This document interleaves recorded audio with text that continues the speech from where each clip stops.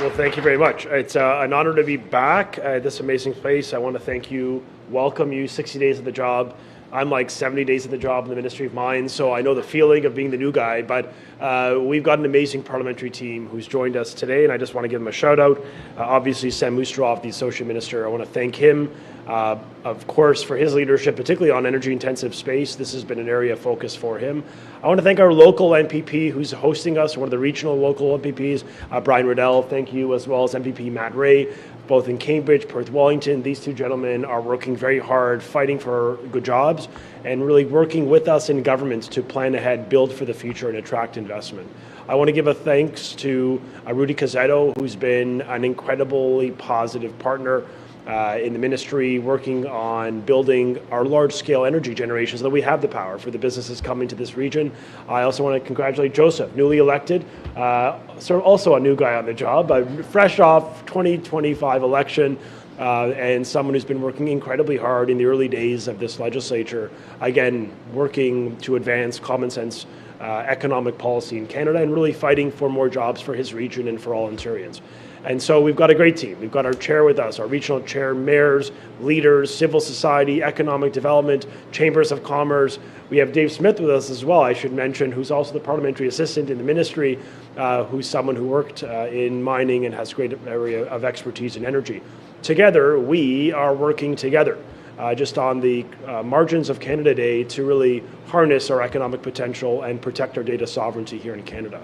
And that's why it's really fitting we're here as we think about the world, our national security, our economy, and we think well outside our borders.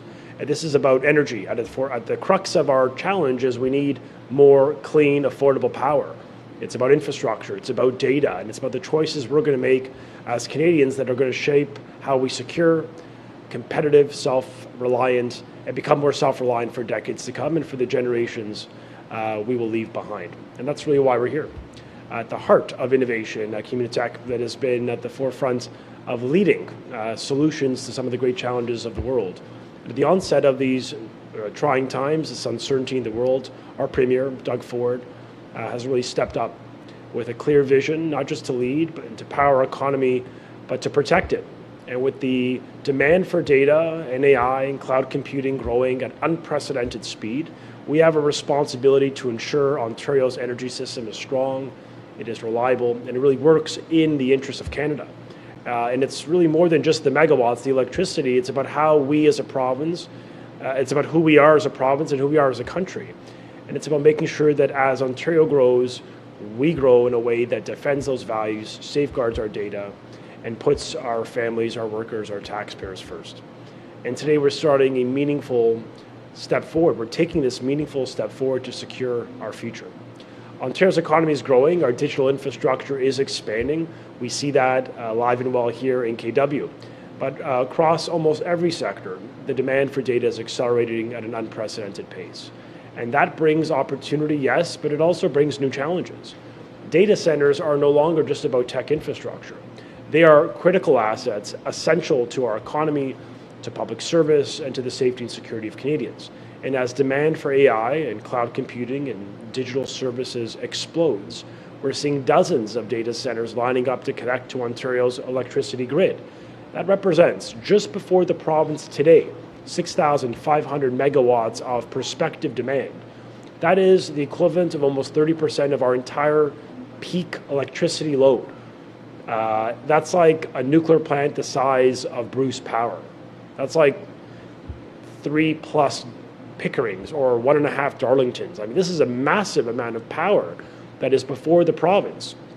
And as Minister Ustroff knows so well, the electricity demand in our industrial sector is expected to grow by 58% by 2035 alone. So this is not a distant issue. It's really happening before our eyes as we speak. Under the current system, the current law, there really is no mechanism to manage this. Utilities are required by law to connect every large data center or large industrial load that applies to the grid without discrimination, regardless of how much energy they consume, how many jobs they create, or whether they support Ontario's broader economic interests and our jobs. That's not really responsible planning. That's not about protecting the province, especially at a time when others want to see us fail. I think about some of the geopolitical adversaries around the world, we simply cannot allow indiscriminate connection to crowd out the necessary growth we're going to need in other sectors, whether that's new housing or clean manufacturing or emerging industries or hospitals, whatever it may be. We've got to make sure we have a national interest imperative that allows us to use those megawatts, use power for social and economic good for the people of Ontario. And so we can't just turn a blind eye to the security and sovereignty of data as well. Canadian data.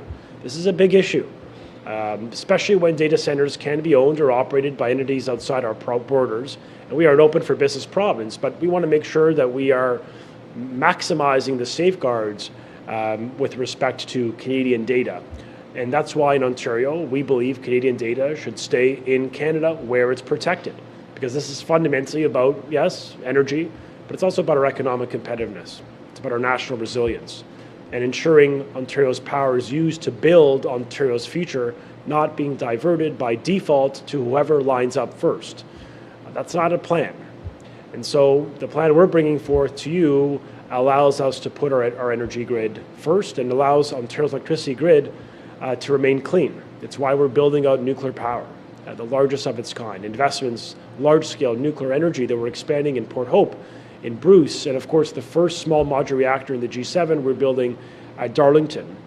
But in order to do that, we must protect the assets we currently have. And that's why our government is stepping in. We're stepping up with action that is clear and strategic and grounded in the public interest. And so the response is clear. We will grow strategically and responsibly in a way that protects Ontario's long-term interests and maximizes the economic benefit for Canadians.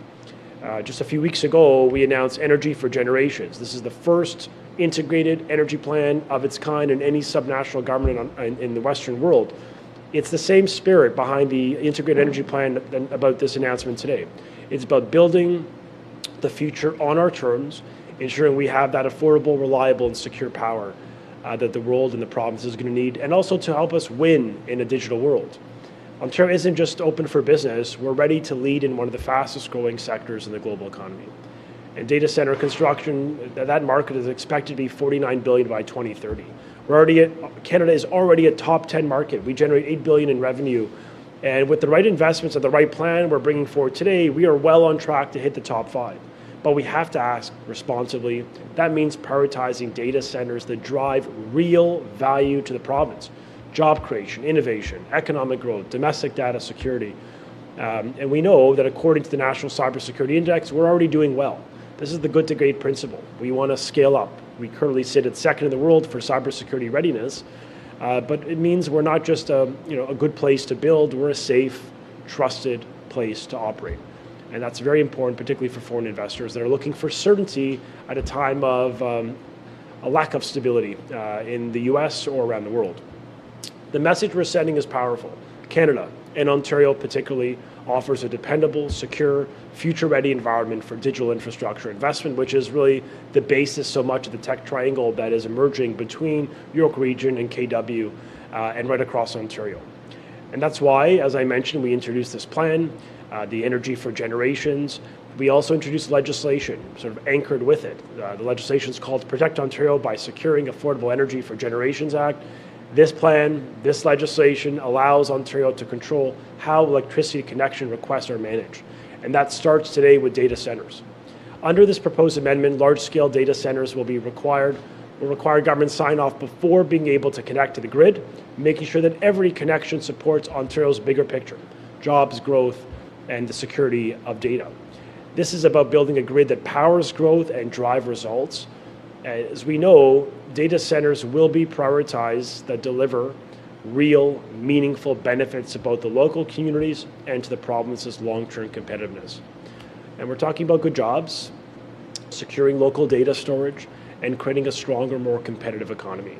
So with this legislation, with this plan, we're shifting to a smarter, more predictable approach, one that really welcomes investments, but aligns with our energy goals and puts Ontario at the front foot in both technology and energy sectors. We're also doing something else. We're protecting your data, Canadian data, and we're making sure that we have the capacity to keep your data here at home, not in a cloud that actually is housed perhaps in China, but here in this province. And doing that is the right move. We're making sure that we're protecting from the misuse or weaker foreign privacy regimes by enhancing investments through the Ontario Energy Board. This is for us. This is for Canada. And as global economic and political trends continue to shift, long-term energy planning isn't just more complex, it becomes critical. But we're ready. We're ready in Ontario with a forward-thinking, coordinated approach, 25-year roadmap, as I mentioned, that integrated energy plan. It aligns our energy policy with the economic and security and innovation that we know is necessary for a strong economy like Ontario's. And we're leading. We'll make sure that Ontario's energy system continues to deliver real results, affordable power for families here in Kitchener and Waterloo, and frankly, right across Ontario, because protecting Ontario means powering Ontario, and powering Ontario means planning for the digital, the industrial, the technological realities of the 21st century, and what will come well beyond that. And that's why we're here, building the grid of the future, a clean grid with urgency and ambition, and we're going to keep pushing forward. Our premier demands, we keep pushing forward. We keep creating jobs, we keep fighting for affordability, we keep opposing higher taxes, we keep diversifying our trade exports, that we are a strong, self-reliant Canadian economy, the strongest in the G7. That is the aspiration of our premier. It is the aspiration of every parliamentarian with us today. Now, I got to give, as I conclude, I want to just give a quick introduction to Sam Moosterhoff. You should know, one of Sam's great passion projects has been building a regime, a policy that puts the national interest first as we manage thousands of megawatts of demand on the grid. This man is largely responsible for the actions we're announcing today, and I'm very grateful to serve with him. So please welcome Sam Moosterhoff. Thanks so much. Well, thank you very much, Minister Lecce. What a beautiful afternoon it is here in Waterloo, and I just have to acknowledge the leadership of the Minister in making today a reality, and also those who have put so much work into this. It really is another new and innovative initiative. You know, this is a particularly important announcement for one of our province's growing major energy-intensive industries. Earlier today, I had the chance to join the MPP for Perth Wellington, Matt Ray, at St. Mary's Cement. We also just came from Maple Leaf Foods in London. These are major, large, energy-intensive industries who are growing, and we're seeing that growth in every part of this province. But with that growth, with those expansions, comes the need to plan proactively to ensure that we're able to support the energy-intensive sector in the data space, but also support these new industries who are coming and growing, in many cases, who are expanding their operations here in our province. And that's why we are preparing Ontario's electricity grid to support industries like data centers that will continue to shape the future of our economy for years to come. We're not just thinking about today. We're not just taking short-sighted policy actions. We're taking actions that will continue to unlock more opportunities in this sector. And we know that it's needed because increased demand from data centers is inevitable. I think all of us who have been on the internet recently can tell you that that's more and more becoming a reality with artificial intelligence. But you know, good data centers are also crucial to our national security as much as they are to protecting consumers. When it comes to computing power and storage, they are really crucial to the everyday services we rely on. Everything from the cloud services we might subscribe to, maybe you have your family pictures on those clouds or work emails. It's so important to have security. We need to be strategic in how we manage electricity connection requests to power these data centers. And through this proposed legislation, we're going to be prioritizing and supporting good projects. I've had the privilege of meeting now with a number of people in the data center space, and they've been very clear. There's so many good actors, so many incredible actors, but not all data centers are created equal. We need to bring the data centers that support good paying jobs, innovation, and investment opportunities to our province, and that will benefit the people of Ontario. It's just part of our broader integrated energy plan laid out by Minister Lecce just last month, where through the Energy for Generations plan, we're outlining the steps that we're taking to power continued growth amidst rising demand. We take so for granted flipping on the lights and knowing that everything's going to work. We need to continue to keep that a reality, keep power that is affordable, that is reliable, that is secure, and that is clean. And that plan is one that lays out how we can power not just the industries like St. Mary's Cement that's been here since 1912, but also the industries of the future, looking ahead to 2012. And you think about 2112, I missed 100 years there in the middle, right? We have to think about a plan that will power the industries of the future and maintain also Ontario's competitive advantage. Premier Ford's commitment to ensuring we are the best place in the G7 to live, work, and also to grow a business. Now, in addition to securing more supply, and expanding critical infrastructure, we're going to also work to make this grid more flexible and responsive to emerging trends. We can achieve this by planning for sustainable growth in the data center sector as well as in other energy-intensive industries, working together with these partners. Now, how we treat the power needed by data centers today, as was talked about by Minister Lecce, some 6,500 megawatts, that's like 6.5 million homes being added to the grid. It sets the precedent for larger loads to come also in the future from industries like electric vehicles, advanced manufacturing, and more. That's why we're positioning Ontario to say yes to new investments, to say yes to new jobs and new trade opportunities, to pave the way for an even stronger domestic supply chain and to fortify our energy security. Because ultimately, the strength of our energy sector and our ability to deliver clean, reliable, and affordable power when and where it's needed will also pave the way for jobs and for economic success today and for many years to come. And now I'd like to invite someone who knows us too well, who has been working and advocating for his community and for the entire Kitchener-Waterloo region, the MPP for Cambridge, a good friend of mine, MPP Brian Riddell. Welcome. Thank you very much. Good afternoon. Today, our government is taking decisive action to protect Ontario's energy future and support smart economical growth. With rising electrical demand from artificial intelligence and cloud computing, we must ensure our power is fueling that opportunity, not just consumption. That's why we're introducing the Protect Ontario by Securing Affordable Energy for Generations Act. This legislation will ensure data centers connect with our grid only when they need to bring real value, creating high-quality jobs, supporting our economy, and protecting Canadian data. This is great news for Waterloo Region and the City of Cambridge. Our local businesses, especially the advanced manufacturing and tech, rely on affordable, reliable energy. By managing demand and this creates high-impact projects.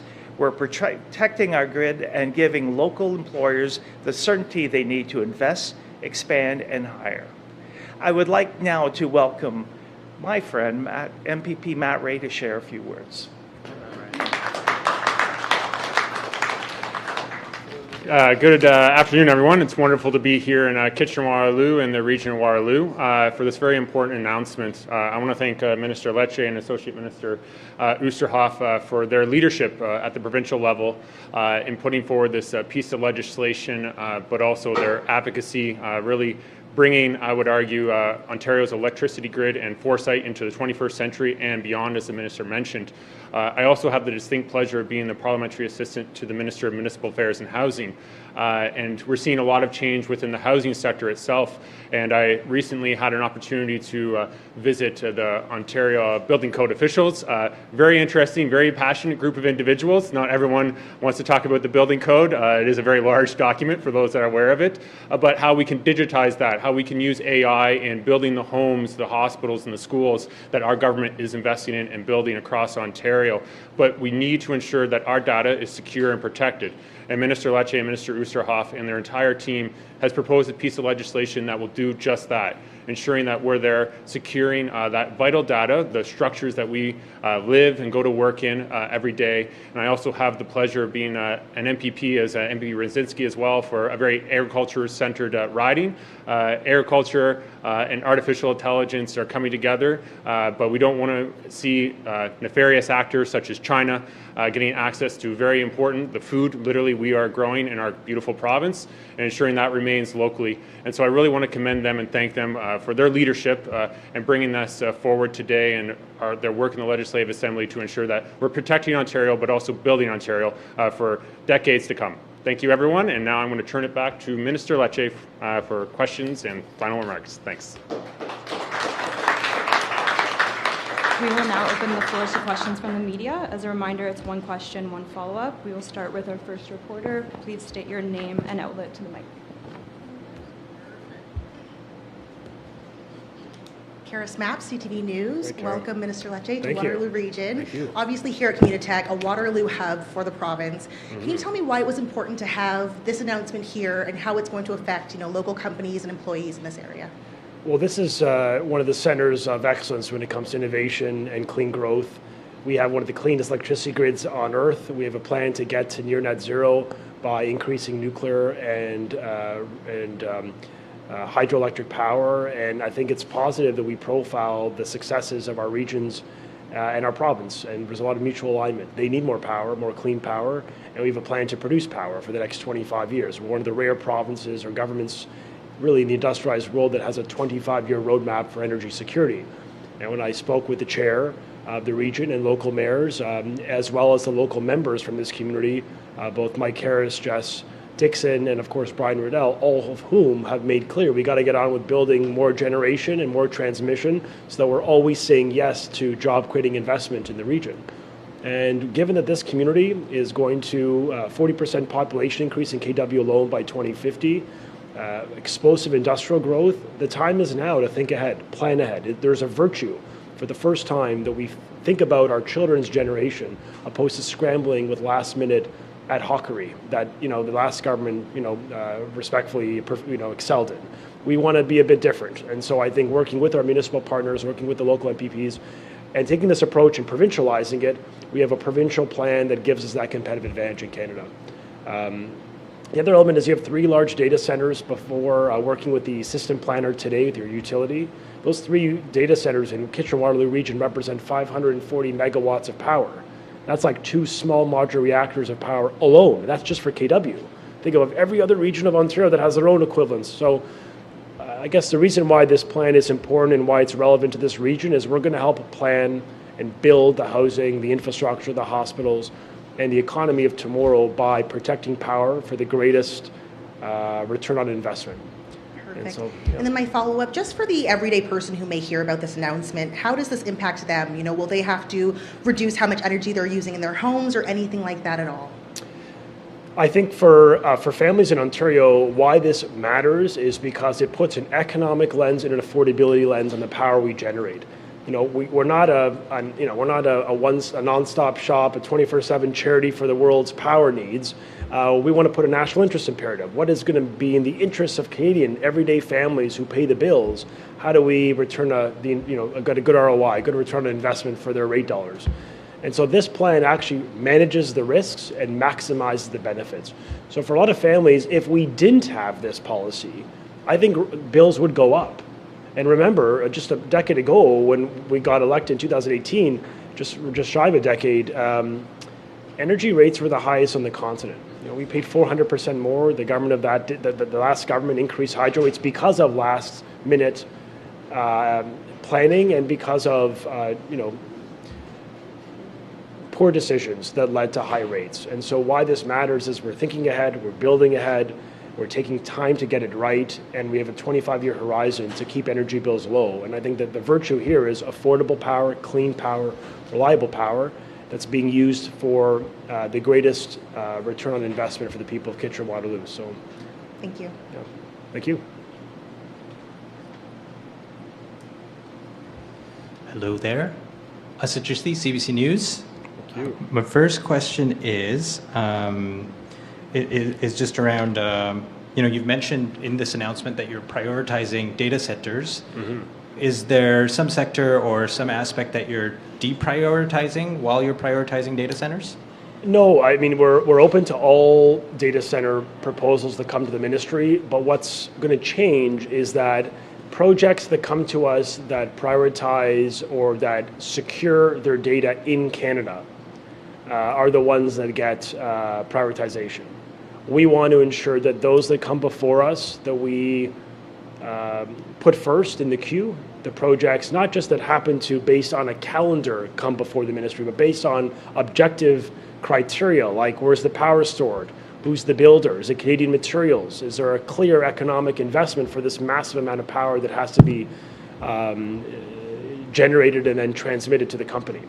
So it's not about declining, really. It's actually about just creating a clear rules of engagement for the market, that we want to attract investment, but there's got to be a clear value when it comes to our economy, when it comes to affordability, when it comes to the sovereignty of our data, because I think it's clear we can't rely on, unfortunately, many of our historic allies, where during the pandemic, I think about PPE being denied exports from the US. I mean, during a life-saving mission a time where we would think we can come together. Even then, we couldn't rely on our closest trading partner.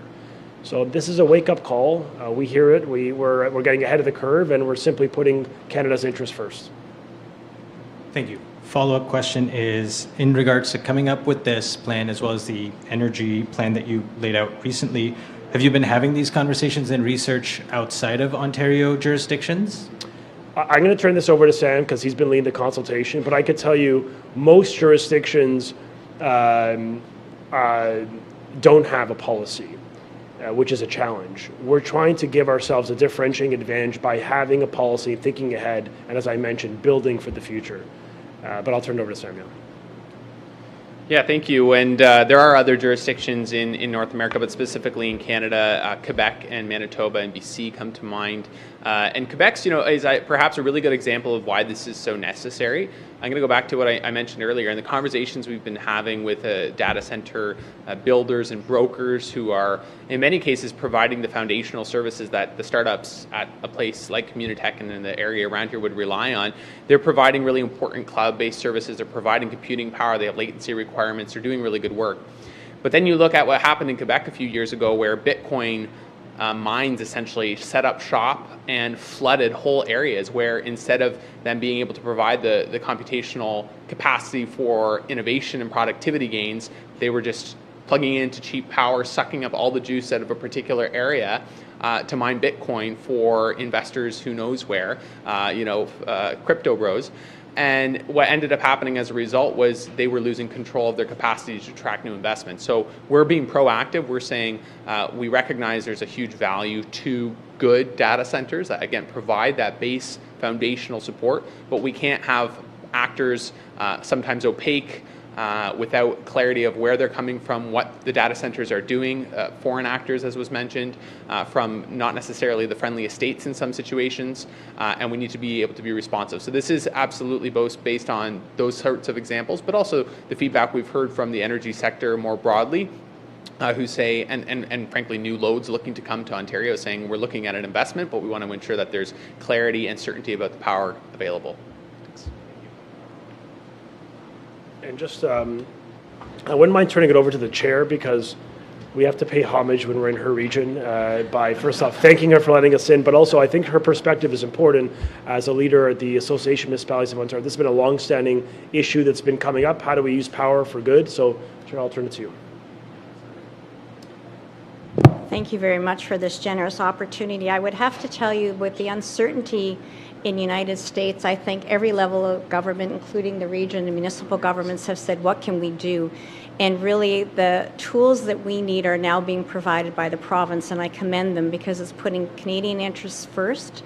It's providing a framework to navigate forward, but it's also looking for new opportunities. So I think the combination of surety in moving forward, as well as protecting Canadian interests, is absolutely great news for a region like Waterloo, who was number 4 on the list of areas or regions that would be impacted by the tariffs. So really commend the provincial government for this kind of leadership. Okay. That concludes today's press conference. Thank you for everyone coming. Thank you. Thank you all.